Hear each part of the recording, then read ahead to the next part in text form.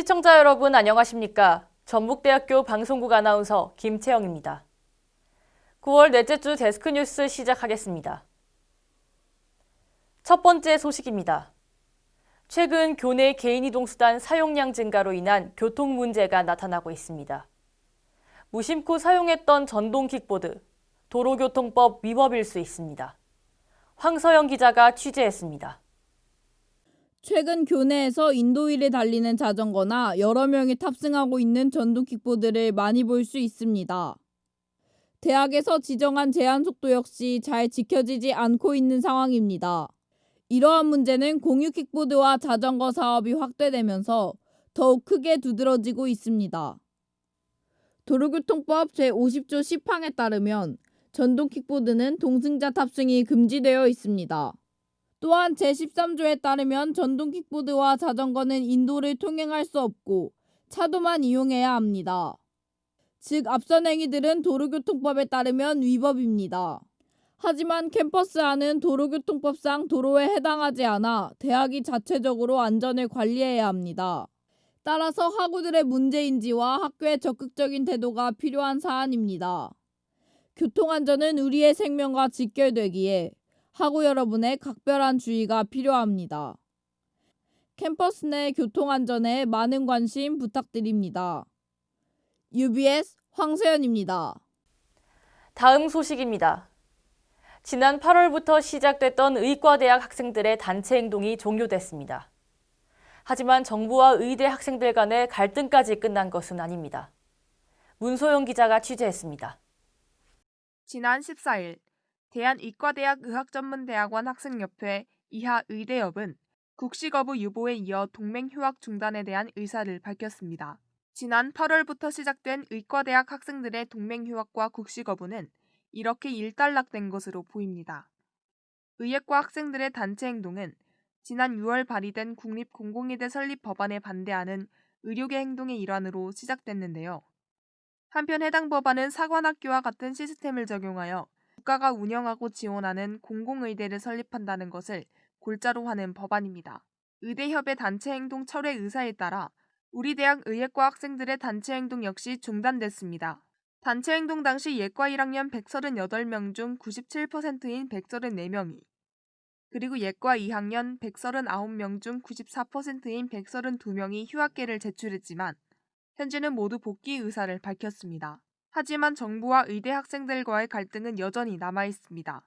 의사 국가고시 시험을 실제로 응시하는 학생은 전체 응시 대상의 14%인 446명만이 해당합니다. 우리 대학의 본과 4학년 역시 128명 중 국시 응시자는 26명밖에 되지 않는 상황입니다. 정부는 지난 6일까지 국시 재응시 기간을 연장했지만 8일까지 전국의 의대생이 국시 거부를 유지했기 때문인데요. 이러한 상황에서 정부의 의료정책 방향성은 우리가 관심을 가져야 할 과제일 것입니다. UBS 문수연입니다. 다음 소식입니다. 지방 국공립대학교 무상교육 추진 관련 법률 개정안이 발의됐습니다. 지방의 균형 발전과 지역 인재 육성을 위한 것인데요. 자세한 소식 신예진 기자가 전합니다. 지난 18일 더불어민주당 박원주 의원이 지방대학 및 지역 균형 인재 육성에 관한 법률 개정안을 발의했습니다. 개정 내용은 지방 국공립대학의 등록금을 국가 또는 지자체가 전액 부담하도록 하는 근거를 신설하는 것이었는데요. 국가의 균형 있는 발전과 지방 인재를 육성하고자 하는 취지가 담겨 있습니다. 박원주 의원은 지역 인재가 서울로 몰리는 문제는 우리 사회의 학벌주의와 지방 쇠퇴를 가속화시키는 원인이라고 주장했습니다.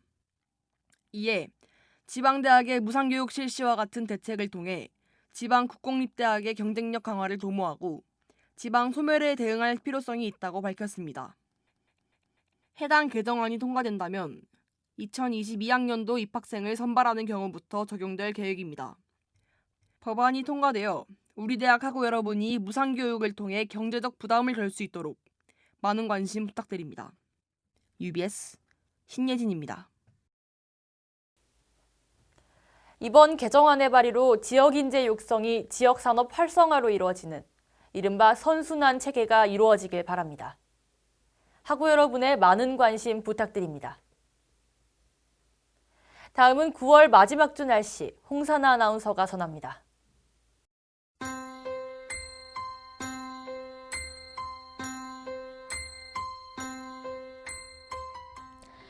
(2020년 9월) 마지막 주 전주시 날씨입니다. 이번 한 주는 맑거나 구름 많은 날이 있겠습니다. 주간 최고 기온은 25도, 최저 기온은 13도로 선선한 가을 날씨가 이어지겠습니다. 이번 한 주 미세먼지 농도는 좋음에서 보통 단계로 예상됩니다. 이번 주는 추석 주간으로 많은 학우분들이 고향에 돌아가셔서 가족분들과 보내실 것 같은데요. 코로나19 방역수칙 잘 준수하시면서 즐거운 추석 보내시길 바랍니다.